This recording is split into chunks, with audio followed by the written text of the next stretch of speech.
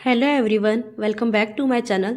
आप सभी को पता है कि होली का त्यौहार बस अब कुछ ही दिन दूर है और होली के त्यौहार पर अलग अलग तरह के पापड़, चिप्स, नमकीनें बनाई जाती है और गुजिया। तो उन्हीं पापड़ों की रेसिपी में से आज मैं आपके साथ एक रेसिपी शेयर कर रही हूँ, सूजी के पापड़, जिन्हें बनाना बेहद आसान है। धूप में सुखाने की भी ज़रूरत नहीं है और ना ही आपको इसे घंटों तक बेलना पड़ेगा। तो यहाँ पर एक मैंने इस तरह की भगोनी ले ली है। चाहे तो आप स्टील की भगोनी का या कढ़ाई का इस्तेमाल भी कर सकते हैं। तो उसमें मैंने यहाँ पर 8 कटोरी पानी डाला है। मतलब कि 1 कप सूजी लूँगी मैं। यही वाली कटोरी है, सेम इस कटोरी से मैंने पानी डाला है और सेम 1 कटोरी सूजी ली है। तो मेज़रमेंट रहेगा 1 कटोरी सूजी और 8 कटोरी पानी।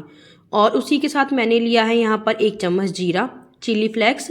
और इस चीज़ का ध्यान रखिए कि चिली पाउडर नहीं लेना है, चिली फ्लेक्स ही लेनी है आपको। तो जब पानी गर्म होने लग जाए, यहाँ पर मैंने गैस कम कर दी है और इसमें जो अब ये हमारी सूजी थी उसे हमें थोड़ा थोड़ा करके मिलाना है और कंटिन्यू हिलाते रहना है। ध्यान रखिए थोड़ा थोड़ा करके ही आपको सूजी को डालना है और इस चीज़ का ध्यान रखिए कि वो नीचे से बिल्कुल भी ना चिपके। तो यहाँ पर मैं भी इसे थोड़ा थोड़ा करके ही डाल रही हूँ और उसे गोल गोल चलाती जा रही हूँ।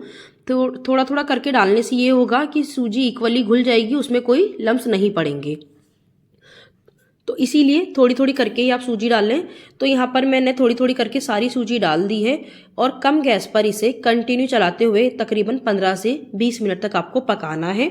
अगर आपको लगे कि आपका ये घोल सूजी का गाढ़ा हो रहा है ज़्यादा, तो आप इसमें थोड़ा थोड़ा करके गर्म पानी मिला सकते हैं, लेकिन वैसे आपको ज़रूरत नहीं पड़ेगी। तो मैं भी इसे 15 से 20 मिनट तक अच्छे से पका लूँगी और आपको बीच बीच में मैं दिखा भी रही हूँ कि कितना गाढ़ा है।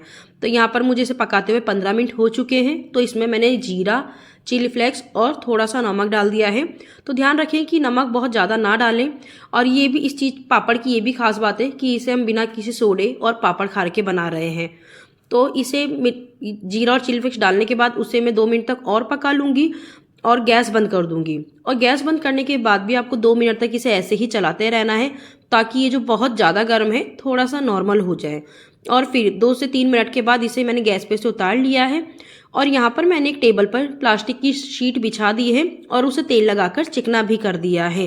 तेल लगाना ज़रूरी होता है। अगर आप तेल नहीं लगाएंगे तो पापड़ ईजिली छूटेंगे नहीं और टूटेंगे। तो यहाँ पर मैंने शीट को चिकना कर लिया है और यहाँ मैं इसे रूम में ही बिछाया है टेबल के ऊपर। तो इस यहाँ पर मैंने एक इस तरह का चम्मच ले लिया है और इससे थोड़ा थोड़ा बैटर डालते हुए आपको इस तरह से गोल गोल कर लेना है। जरूरी नहीं है गोल गोल ही करें, जिस तरह का भी आपको शेप बैठता है आप उसी तरह से बना लें। ज़्यादा मोटा या ज़्यादा पतला नहीं रखें, ज़्यादा पतला रखेंगे तो वो उठाते वक्त टूटेंगे। तो यहाँ पर मैंने मीडियम साइज़ ही रखा है, आप देख भी सकते हैं। तो इसी तरह से एक एक करके मैं यहाँ पर सारे पापड़ों को इस तरह से फैला लूँगी और यहाँ पर ये 1 कटोरी सूजी में मेरे 30 से 32 पापड़ बने हैं। तो सभी पापड़ों को आप देख सकते हैं मैंने इधर फैला दिया है और बहुत बहुत मोटी लेयर भी नहीं रखी है। तो इन्हें मैं 2 दिन के लिए पंखे में सुखा दूंगी। तो मुझे तो 3 दिन लगे थे क्योंकि कंटिन्यू पंखा भी नहीं चला सकती और ना ही मेरी बैल्कनी में इतनी धूप आती है।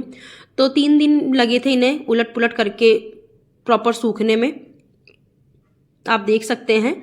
तो यहाँ पर ये 1 दिन के बाद मैं इन्हें पलट रही हूँ। जब ये 1 दिन के बाद थोड़ा ऊपर से सूख गए हैं तो मैंने इसे धीरे धीरे इस तरह से पलट लिया था।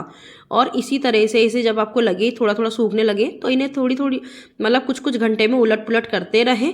और जब ये सूख जाएंगे, मतलब कि आपको लगेगा कि ये 80% तक सूख गए हैं, तो उसके बाद मैंने सिर्फ इसे 1 से 1.5 घंटे की धूप दिखाई थी, क्योंकि मेरी बैल्कनी में आती भी 1-1.5 घंटे के लिए ही धूप है।